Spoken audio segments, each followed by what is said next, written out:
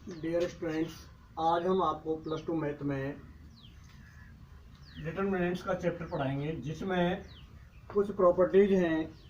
पहली जो प्रॉपर्टी है वो है the value of the determinant remains unchanged if its row and columns are interchange. यदि किसी भी डिटर्मिनेंट में रो या कॉलम इंटरचेंज किए जाएं तो उसकी वैल्यू पर कोई फर्क नहीं पड़ता है। देखिए, जैसे ये डिटरमिनेंट दे रखी है A1 B1 C1 A2 B2 C2 A3 B3 C3। तो हम इस रो को कॉलम में, इसको इस कॉलम में, इसको इस कॉलम में चेंज कर दें तो इसकी जो वैल्यू आएगी वो सेम आएगी।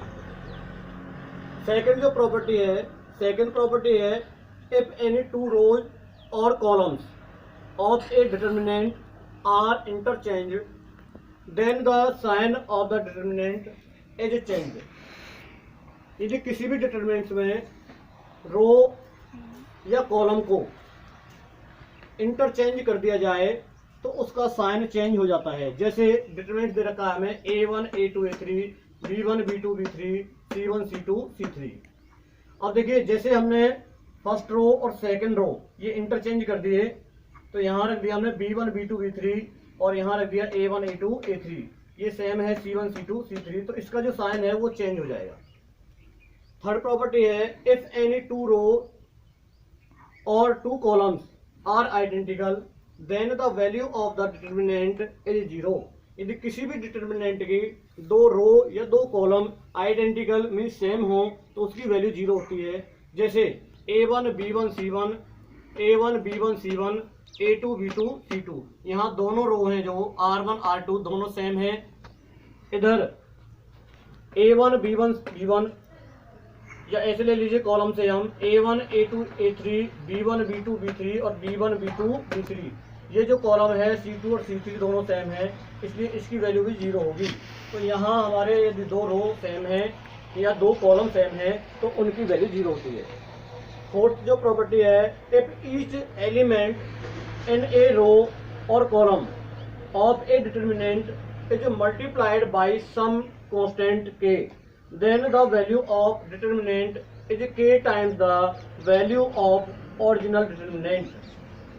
देखिए, यदि किसी भी रो में या कॉलम में किसी कांस्टेंट का मल्टीपल हो तो उसका k का मल्टीप्लाई जो कांस्टेंट है वो बाहर आ जाता है और ओरिजिनल जो डिटरमिनेंट है उसके इनटू में आ जाता है। देखिए, जैसे k A1 k B1 k C1 A2 B2 C2 A3 B3 C3 is equal to k।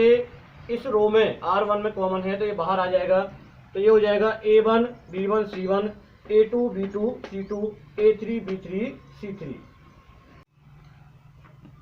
Fifth property है आपकी if each element of a row और column of a determinant is expressed as a sum of two और more terms then the determinant can be expressed as sum of two और more determinants. यदि किसी भी determinants में कोई भी रो या कॉलम में दो एलिमेंट का सम दिया हुआ है तो वो दो डिटर्मिनेंट के सम के बराबर हो जाता है।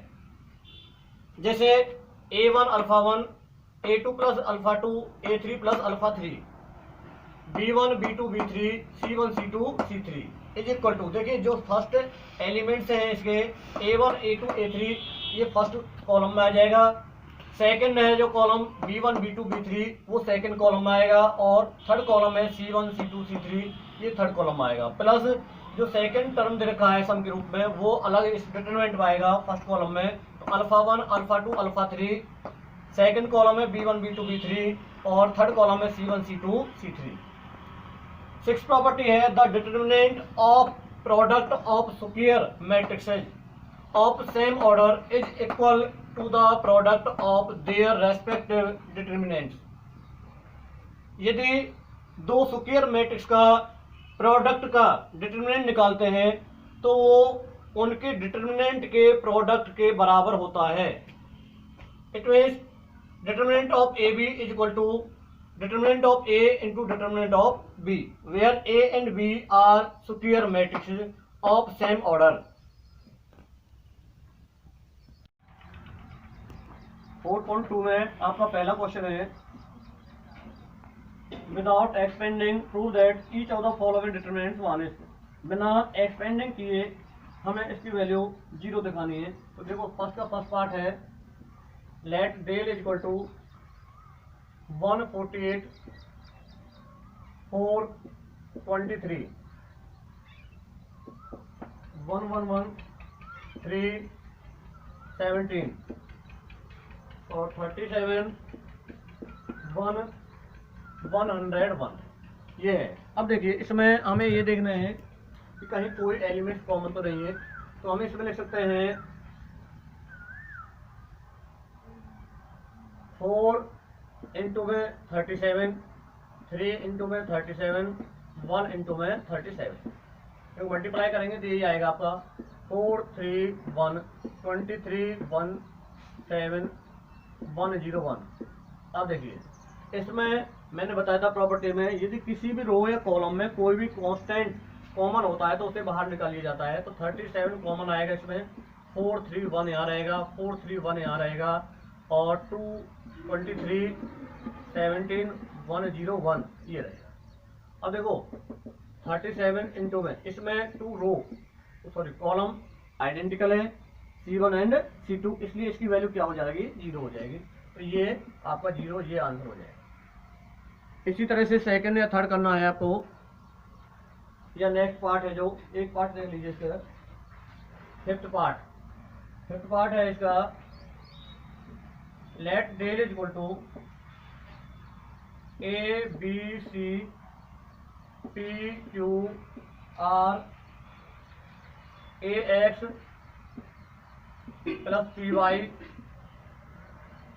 BX plus QY CX plus RY ये है। तो इसमें देखिए